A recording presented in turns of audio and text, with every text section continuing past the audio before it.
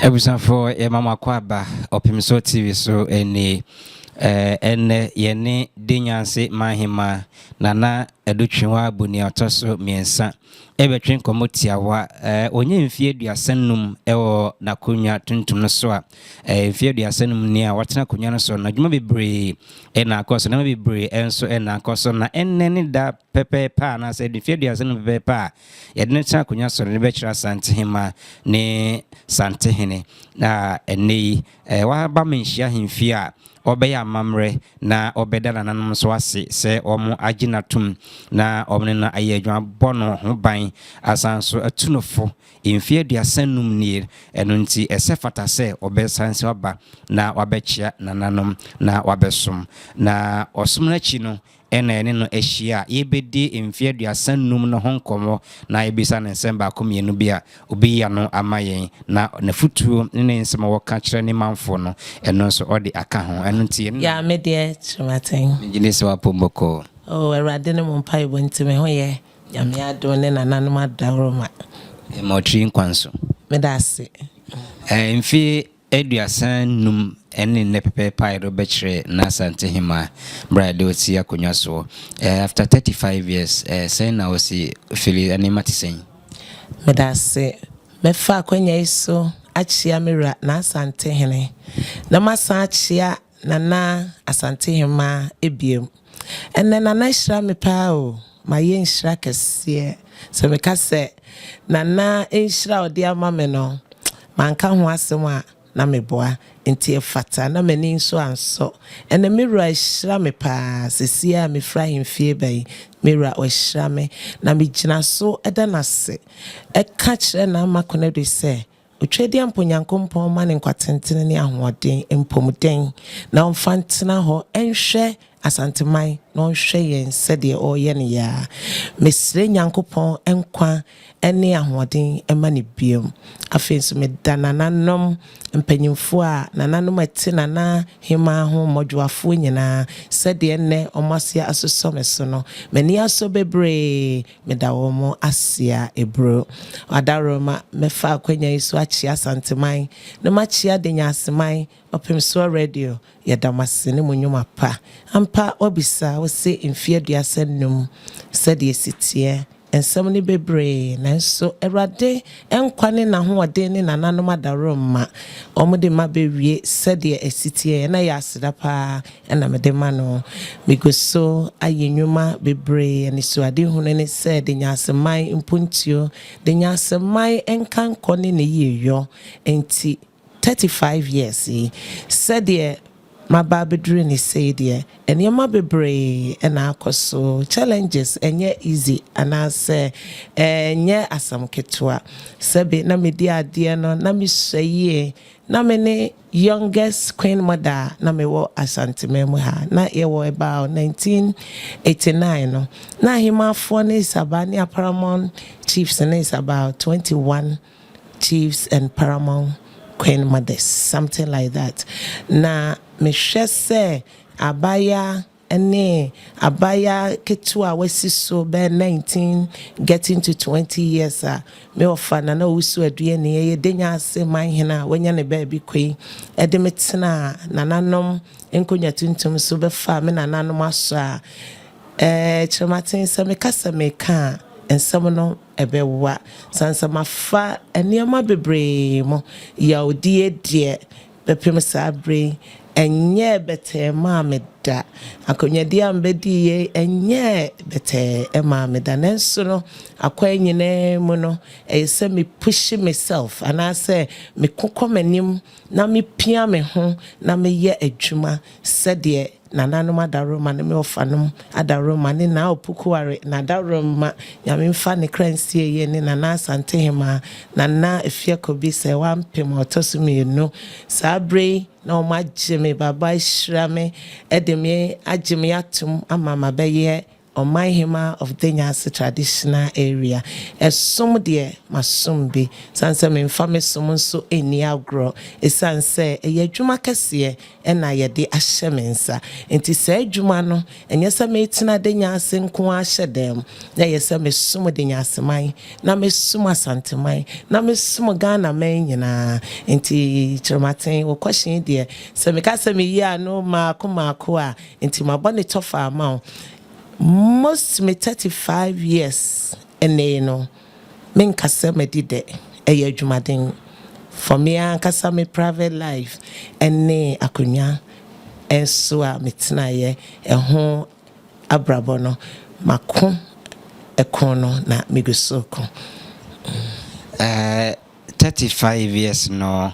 anyway be brave yakoso said now can how be brave no firm then I show crying ama wa kwa ni ma bedru say then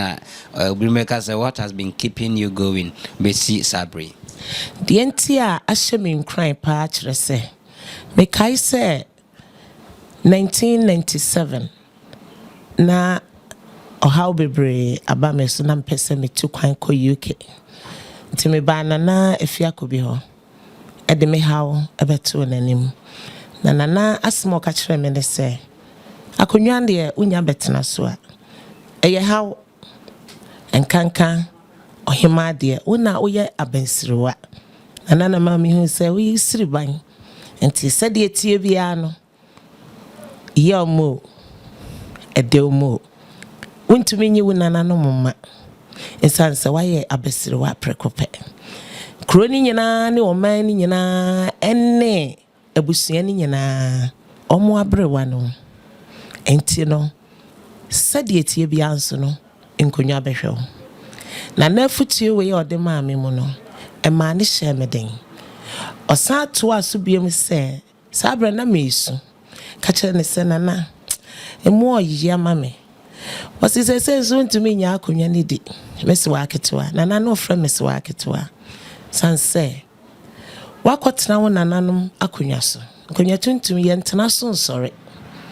se wo sore na wo jai akonwa ni di pe sabe wabrabo be ye obasa enti na to mitrim ama mi hu se ekon kese na mabada ano enti no eno ne hye mi nkran afenso no me kai me nana educhwa boni na otosumienu aye nana menka ene me nana afiecha sade ma meto me nana menka nanso beto me nana afiecha nanso nsam ene efie wansam ene Denyase nsam ene yenkonwa wansam a me nana afiecha e kachre me from me nkrabrem na me ne nana tie ono na tete me ntino afede bia no na me kai sesa me di ehima na me ja akonya ni die because ya untia na se o how bebre ntia na me fa die nana afia ko bi ka kire me no na me boni nyina tofa na me hune ne se eye ekon eye adwuma enti sade etie bia se me kokomanim sade be ya menimi nananom a wo mudi nkan no abro sanse se me sore so a na maye wo modom na mayi wo mama eno no sade nana afia ko bi kan ye no emma me ho ntome ebetimi amama brabo ayeme basa eni nti de bia no me fa ne se eye adwuma enti sade ma betena so ide no ma fa me nana no ma so ide ekwan bia so no sade ma kokko a wo mo fetio no se me de aso no dodo sade ya me ko medin konim afinsu nkonya nso ebehweme ampanso nyame ene nananom me kahye nyame enumnyam ene skedwa yesom no enumnyam se nkonwa no so ahweme pa mami tu kwan 1989 ene me dia that was 5th June 1989 ene yi me kire Denyase man ena me tena apatem 3 months and na 8 August 1989 yede me bechia na opokuare ene na Asante Hema enu nti no ma me hu se me tu kwan a e wo se me bekra na Asante Hema ti me bekra no time ma me tu kwan 19 97 ako UK no na medical tutu akwan kakra Germany ni ade after Germany no na me ba ya me san besene call UK 1997 me free Ghana ha call UK na me kono before I did 2 days I me be kon cry no and I'm be cry na efia kobi Nana Omanhemaa mene Nana Boachiam chiame Boachiam otumfo chiame Boachiam na ye ne yeda na no yesine so ti mene no ene baaye ena mbekra na ahema se pese metu kwan na dabre sabre ni mu na me kano me bo mani a na mesu na ahema si ni trase a few minutes o peja ni ti ena ochia me no si nyame ene Nana no nta machi kwa me kono so me nyaboko efuti ode ma me so eno ana me call abrochire me koye ye chese adwuma de maye bi nanso mama adwuma ne abrochire anya me de me hu ni se efie ni fie afenso eyisa me hwe machi enti sade be ye asikadwa ye adwuma bi o Denyase ye adwuma bi o mantoma dwunum me som sade efata na ese ni se sade me di akonya 1989 na me tu kwan 1997 no before me betu kwan ni nyina no na oha wom nanso no mama eno amro me so me ye adwuma me de me ho hye adwuma ti 31st woman movement puntu adwuma ye no Denyase Omanhemaa ho nyina such as me adwuma oman ne ho adwuma bia ye bia no na me de me ho agim bragro me di akonya na me starte bragro akra no konfikyire pe na ye de na bechia me na magro ne bra na mama no kosua na mafufuto bibi kakra na wo me nsam sika na achede kakra na me de amano first into my fufu na ye twa bia 2 years na ye de ama akra no na diska kakra aka ne ho enti no enum na me ye ya sabe ye bibia wo menhia so a na me de me ho agim na me de si mani so se me tu kwan ko ba bi na nyame boa me na nananom hye me ma na omo hyira me a me so de meye pa boa Denyase Omanhemaa school enti me tu kwan no me so nyame adom asama me kan ye esre nananom esre nyame no abem mesi school eye preschool kama e we Denyase Omanhemaa chese nwumadie bebre na maye aboa Denyase Omanhemaa charity work bia na me ye ne UK no me de bi ba Denyase Omanhemaa bibia donation bibia covid time me chene mama Denyase Omanhemaa ni nyina mrewa ni nyanka ne ahiafo chese madwene me man ne ho se me ye obatan na me ye Denyase maame me da Denyase man ano yedie ekwan bia so esa me hwe me man na me mampuntuo na me yankasa nso me de kakra me wo no me di bi boa me manfo na me toto ne magya legacy anase me jamechi da achen da nkwa ama no se me ni ho mpa ye de agina so akai me enema bebre na maye e we Denyase Omanhemaa ti se bibi ti se galamse ye pre ye ma ekwan we na wo hwe Denyase Omanhemaa na hwe ada areas Denyase e wonsase a sabre ye nse no emu na nkofo eye mfuo eye niema bebre chese wo hwa Denyase ensase a ededa ho a sebi yense no yentutu amna enye ne basabasa eye dan a baabi kakra enso no abrewa sede ekon kese a mafa to me ho se da be magye me man na mabɔ me man ensase ho ban no megoso a me kosa kono enti me prese rade yakoyanim esre nananom sre nyankopon se omwa na investors bi nsomra na ye mebie kro no eni na ye meye mpuntu dwuma emma me nananom eni mrante ne maba wanso enya adwumanye na afi ahoton so ne asomdwe abadenyase Omanhemaa daachene de me wani so ade hunu bebre me pese me ye ema Denyase Omanhemaa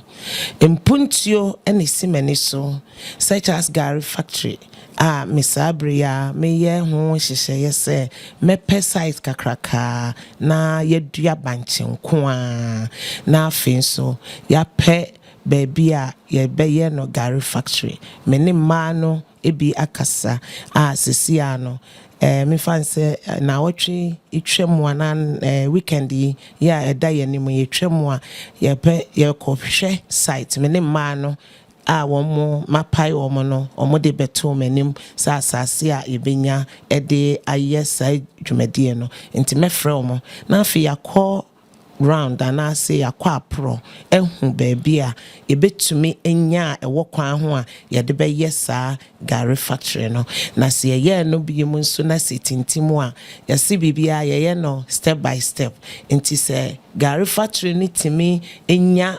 fapem anase nya ne pomasi bra na afeye koye nimu no ne yedwene bibi foforo nso eho manimi na mo ma me mfie aduasa numi sabi nyame de me nkwa ache me na me wa hoden mesre de nyase manma se omoma yemfa odo ene nkabomu na me yesi we ni ne empapemu no omomwa na yenyina yenkamum na sabi nya nipa nyina na bonya ni sede omo enya ne seye sabe mohima oyene hoden afuo mu a mitimi kɔ bibia ne ho a mintimi nye nananom adaroma ene nyankopɔn adom nti eno nti no mesre sɛ yɛmfa nkabomu na yenye wodɔ na yɛmfa asomdwe pa entena de nyasemamu na de nyaseman nya nkoso pa afi yenso nyina yabom abesom asanteman na yasom sikadwa Kamemea wi nanso 35 years de wako nim ohun bebre nso na afọ ni so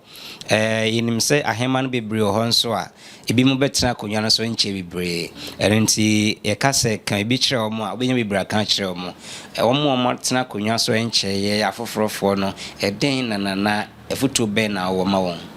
de me ka kire me nuanom ahema afo a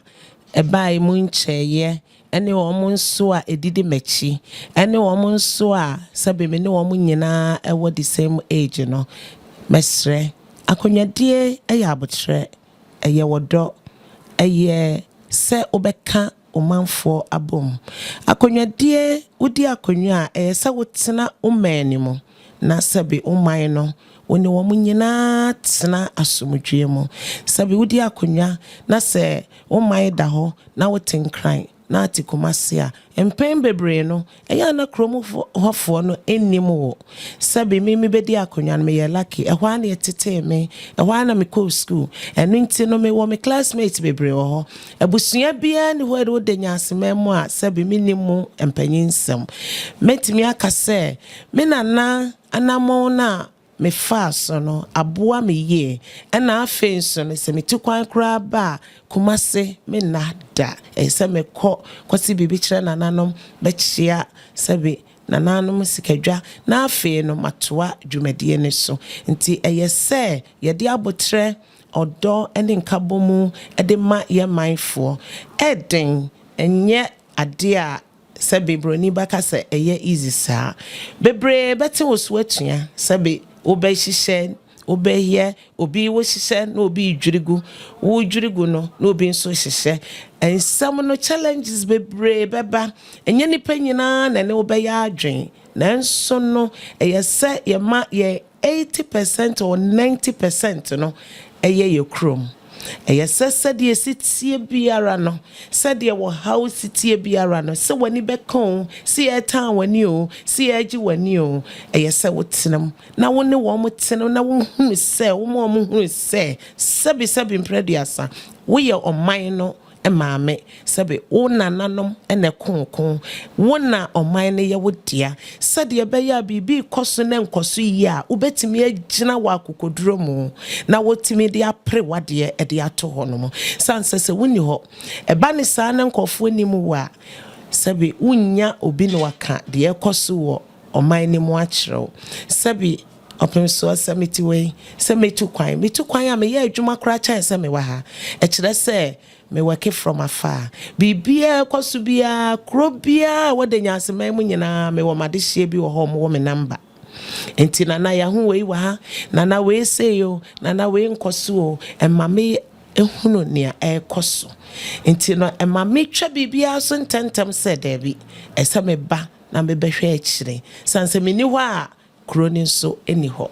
sabiem preduasa ewom se wo manhene enya maide nanso sɛdeɛ woyɛ ɔhema a wobɛtena wo man ni mu na wankasa wasi wo ho so na wasɔre agyina agye wo man no asi hɔ no ɛno no ɛba ma ɔman no anya wo ho dɔ ɛno no bɛma ɔman no ahu sɛ dabi nana deɛ ɛbɛbrɛm no bɛka sɛ discipline bɛba hɔ no mo sɛbe meti wɔ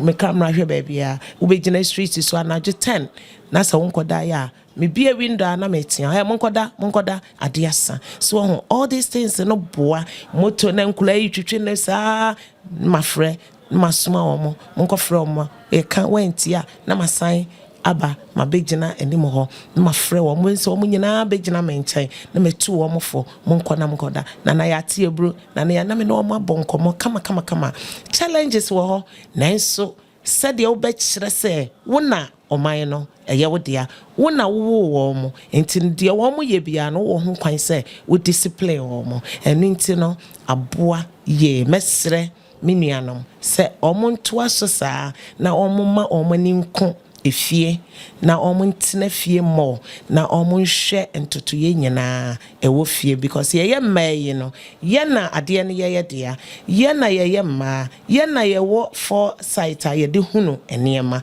nti si yɛyɛ wei nyinaa na yɛbɔ yɛakonnwa ne ho ban na yɛbɔ yɛ manfoɔ ho ban a sɛbi asɛ wawo nkola bebree sɛbi ebi